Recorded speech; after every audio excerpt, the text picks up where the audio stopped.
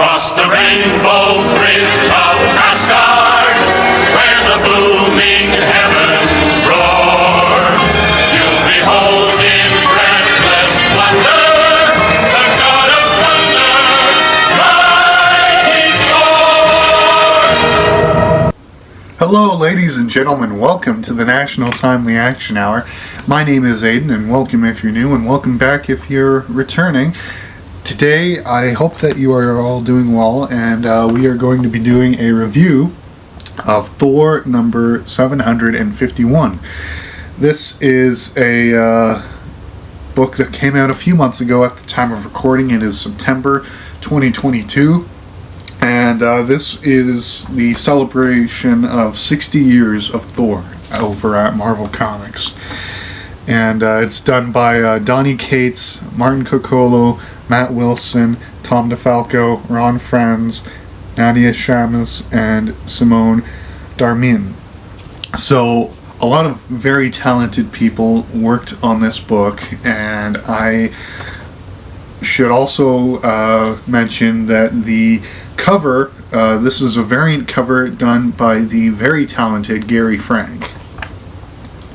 So the gist of it is there are several different stories that take place here. As I said, this is a celebration issue, so anniversary celebration issue. So we have the first story. We have the heroes, various different heroes from the Marvel Universe, all talking about the Hulk, because I believe Donny Cates is also writing Hulk at this time. And he's doing something new with him. And anyway, so they're talking about what to do with the Hulk, as they have done at various points in the past. So Mr. Fantastic and Iron Man are arguing about what to do, then Captain America jumps in, and Spider-Man's just sitting there eating his snack, and it's pretty funny.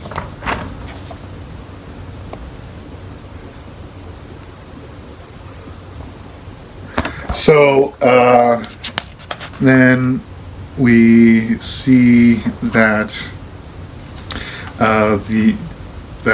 Tony Stark, aka Iron Man, has deployed a new suit, and Odin, Thor's father, is fighting Bruce Banner on this mindscape sort of thing. Not the mindscape, because that's what Professor X uses to mentally fight people, but something similar, or it could be the Mindscape. I don't remember. It doesn't very specify how that works.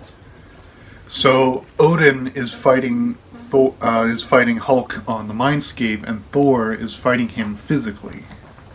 So here we have the different perspectives. It's really cool, and I really like the art in this, and the writing's pretty good. I'm not all too familiar with Donny Cates, or most of the people here. The people that I'm most familiar with are Tom DeFalco and Ron Franz, because they have been working at Marvel for decades, and they did a story in this that is similar to how they did stories back when they worked on Thor in the 80s and 90s. But, yeah, so then Iron Man comes in, and he and Thor fight Hulk. It's pretty cool. And, yeah, then Odin shows Banner this flashback to sort of, like, bring him down a bit. And in the flashback, Bruce went to a bar, and he got into a scuffle with some guys, and then he killed them all. So, but not as Hulk, as Bruce Banner, and it was actually very gruesome. So, yeah, then more fighting, bing bang boom. Yeah, then we get the next. Then we get the next story by the classic team. So basically, Amora the Enchantress, one of Thor's villains, she's not really a villain. She's in love with Thor, but Thor doesn't really reciprocate the love until a story in the 90s when she technically wins, and she and Thor have relations, as Eddie Murphy would say in The Nutty Professor.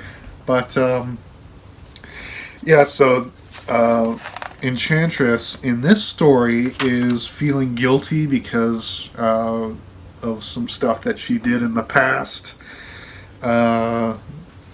Then she fights some Asgardian soldiers because Odin sent them to bring her to him. And basically what happens is Odin tries to be nice and, sympathetic to her, and she takes that opportunity to use her magic powers to defeat him and take over Asgard. And Odin obviously sees this coming, and he's like, no.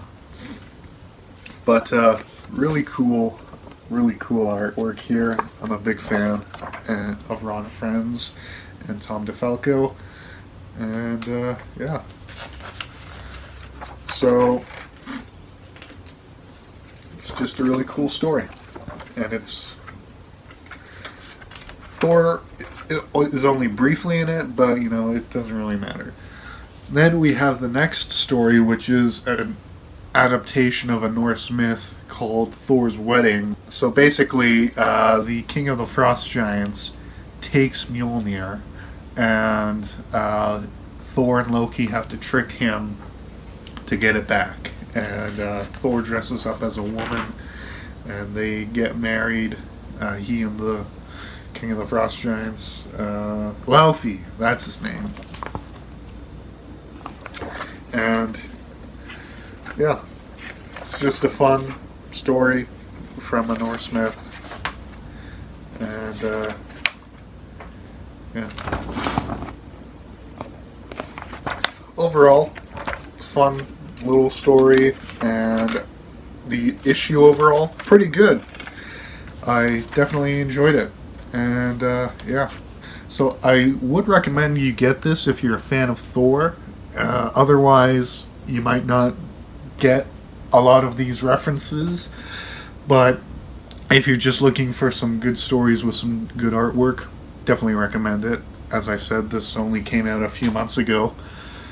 But yeah, so that's all I have for you today. If you enjoyed this video, hit the like button. If you didn't, hit the dislike button.